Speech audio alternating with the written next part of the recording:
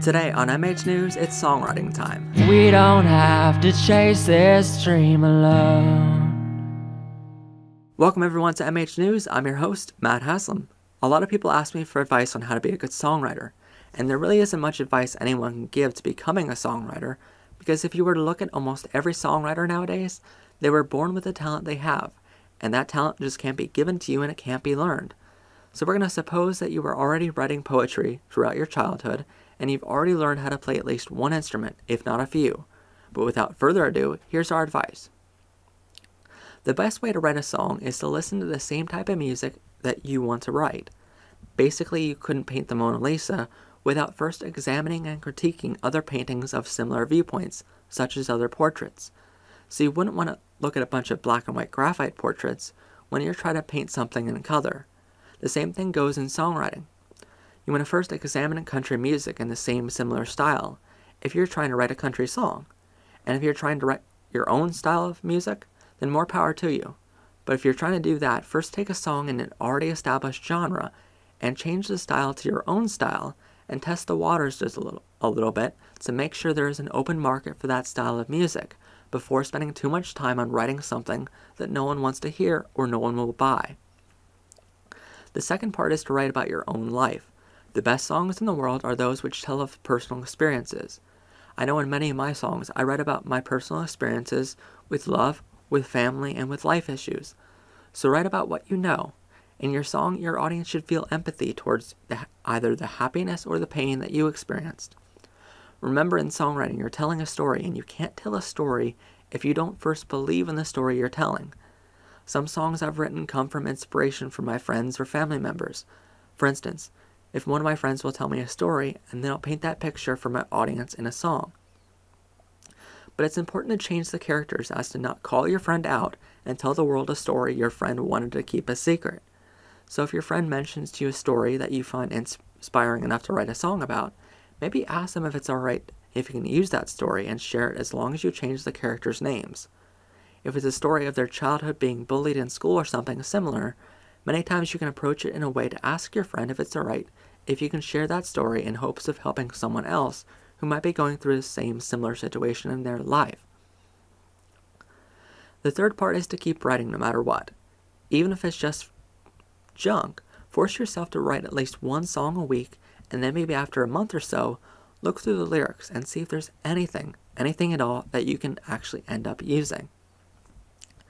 The fourth tip we can give is to just sit at your piano or behind your guitar and pull out your phone and start recording. Much of your recording will just be plain old bad, but one line might be great. And when it comes to songwriting, the best songs ever written started with just one line and grew from there. I remember hearing an interview with one of my favorite songwriters, Taylor Swift. She mentioned the song Love Story grew from just one line, which ended up being in the chorus of that song. And that song has now grossed millions on iTunes, and was one of the songs which showcased to the world that she just wasn't a pretty face of music, but a fantastic songwriter as well. Recording voice memos on your phone throughout the recording process helps you remember other lines as well, since you don't have to stop every single line and write down the lyric you just thought of. You can just keep going, and after a few minutes, stop and listen back. Who knows? You might have blurted out a great lyric and sung it in a really great melody, which will end up making your entire song a fantastic one your audience will enjoy listening to. Another important aspect to songwriting is to change up your style every so often.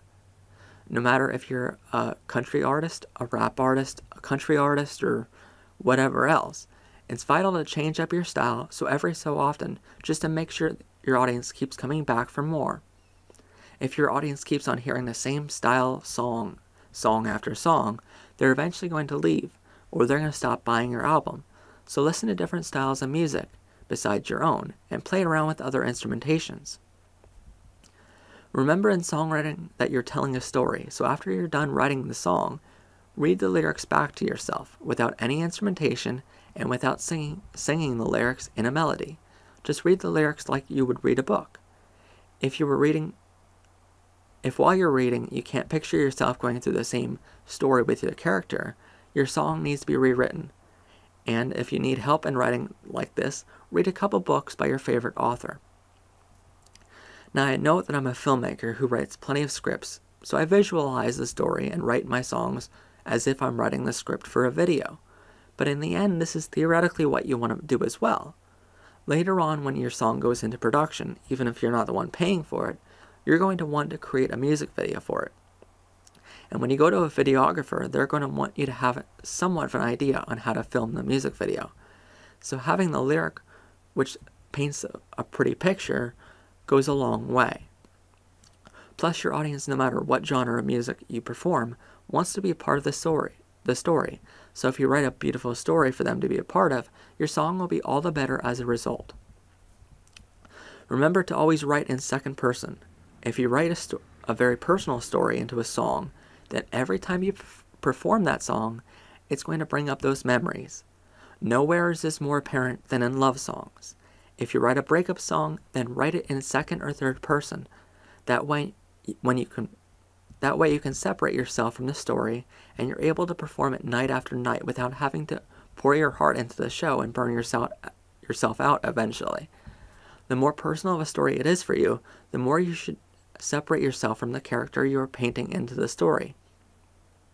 Let's face it, no one wants to hear a performer crying throughout their entire show. Lastly, remember that you're trying to appeal to people on their way to work or on their way home from work. So your best lyrics should be in the first verse of the song. If you can't hook the listener in the first verse, there's no way they're going to listen and wait for the chorus. Your chorus should be something catchy and something everyone can easily learn and sing along to, even if it's just their first time hearing the song.